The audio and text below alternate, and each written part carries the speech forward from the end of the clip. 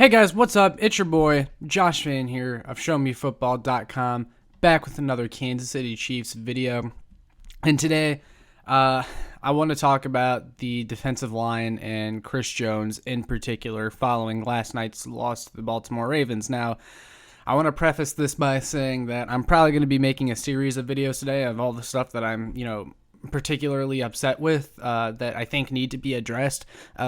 I don't want to make it all in one big rant video because I'm going to end up jumbling my thoughts and being all over the place. So, I have a handful of topics that I want to talk about, and one of which being Chris Jones and the defensive line. So we'll start with that one in this video. But one more thing I want to say before I get into that is, it really does annoy me how, on social media after the game, people say, oh, here comes the Chiefs overreactions and guys, calm down. And, it's week 2. It's not that, they'll be fine. I get it's a bad loss, but they'll bounce back. And they have Patrick Mahomes. And I'm sitting here like, overreaction. This is the same stuff I've been complaining about for the last 3 years with this team.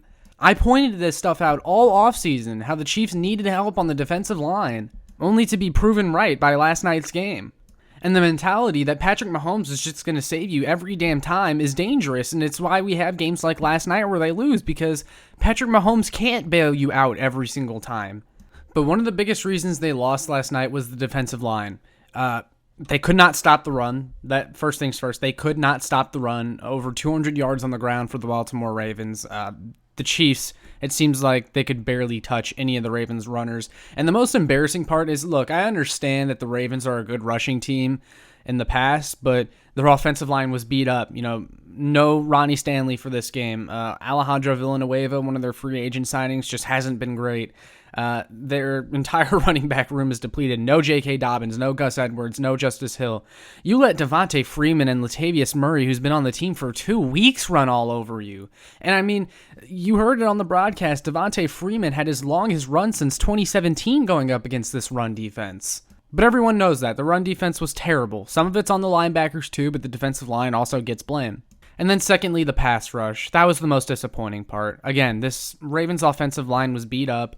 They were decimated by injuries.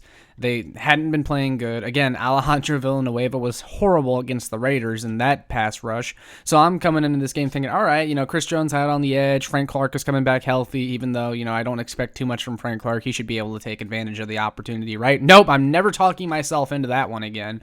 They didn't sack Lamar once. The defensive line didn't. They got him once on a blitz, but that was it. But just nothing from the entire defensive line. Hardly any pressure on Lamar Jackson.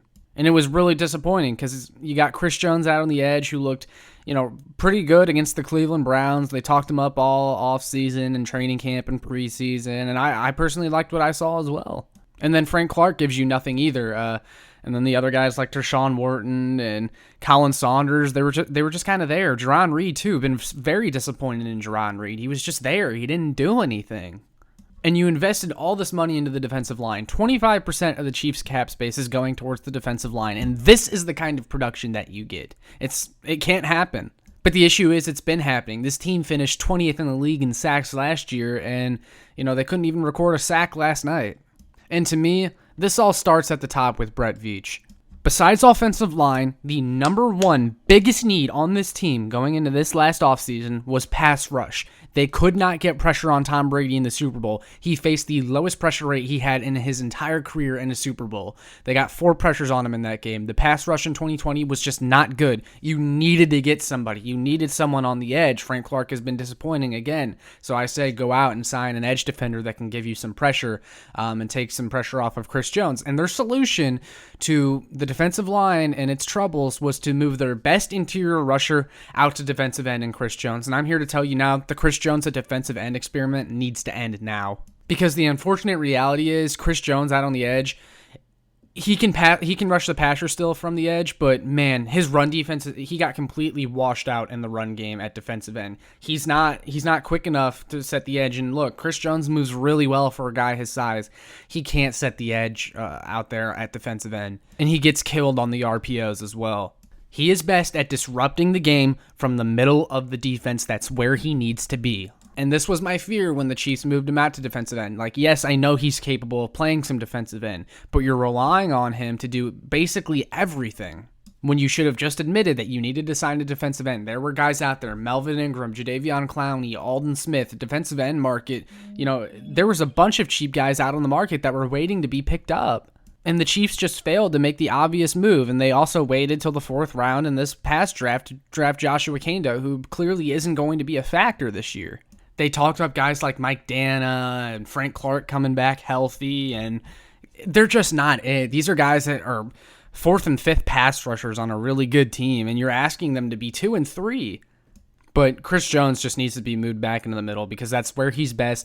You brought in Jarran Reed and said, all right, well, Jarran Reed is good enough in the middle that you can get pressure there and take some of the pressure and double teams off Chris Jones, move Chris Jones out to edge. That's not working. It's not working to this point. And I thought Jarran Reed was a good signing, but he's just not shown us anything yet. And I thought he was going to help out the run defense as well. He just hasn't. One of the most frustrating parts about the run defense, too, is how year after year they bring in these guys that are supposedly good run defenders, quote unquote, like Jarran Reed, Derek Nottie, all-world run stopper, Frank Clark, all-world run stopper, Nick Bolton, downhill run stopper, Willie Gay can help the run defense. And the run defense year after year is just league worst, or near the bottom, of course. But really my main point in this video is this team failed by not getting a defensive end. You had a chance to really make this defensive line something and bring in a Melvin Ingram who looks great for the Steelers right now, by the way. I mean, he looks healthy. He looks rejuvenated. They got him for $4 million. You're telling me you couldn't pay him $4 million to come here and win a Super Bowl? You could have had him on the edge, Clark on the other side, and then Jarran Reed and Chris Jones in the middle. And look, maybe time goes on and Chris Jones learns to play the edge position a little bit better, but man, you're asking him to do, again, a whole lot. You're asking him to be your number one defensive end. You're asking him to be your number one defensive tackle. You're asking him to stop the run. You're asking him to be the only one to rush the passer. And by the way, I've seen a lot of people turn on Chris Jones saying, we need to see more out of Chris Jones. He needs to be rushing the passer better, getting more sacks. I will say it again. Chris Jones, you cannot blame him when he is the only one. When he is the only threat to rush the passer out of the entire defensive line, it is easy. It is so easy for offenses to just bottle him up. Go back to when Chris Jones had 15 sacks in 2018. Look who was also on that defensive line. Justin Houston and Dee Ford. Those are guys that were able to take pressure off Jones and give Jones the middle of that defense all to himself to wreak havoc. Since then, the Chiefs' edge pressure rate from that position specifically has declined every single year. And guess what else has? Chris Jones' sack numbers. You cannot blame Chris Jones. The blame goes on all of the other guys around him who have failed to step up.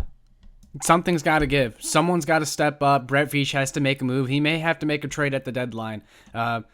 He could bring Taco Charlton back, who's still sitting out there. I mean, this team brought back Alex Okafor. Alex Okafor is not doing anything. At least Taco Charlton can give you some pass rush.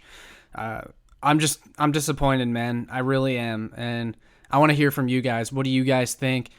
Is this an overreaction, or did the Chiefs botch this offseason by not getting someone that could help out the D-line? Let me know in the comments. All that being said, make sure you like, share, and subscribe so more Chiefs fans can find this. Make sure you check out my work on showmefootball.com and kckingdom.com. Peace.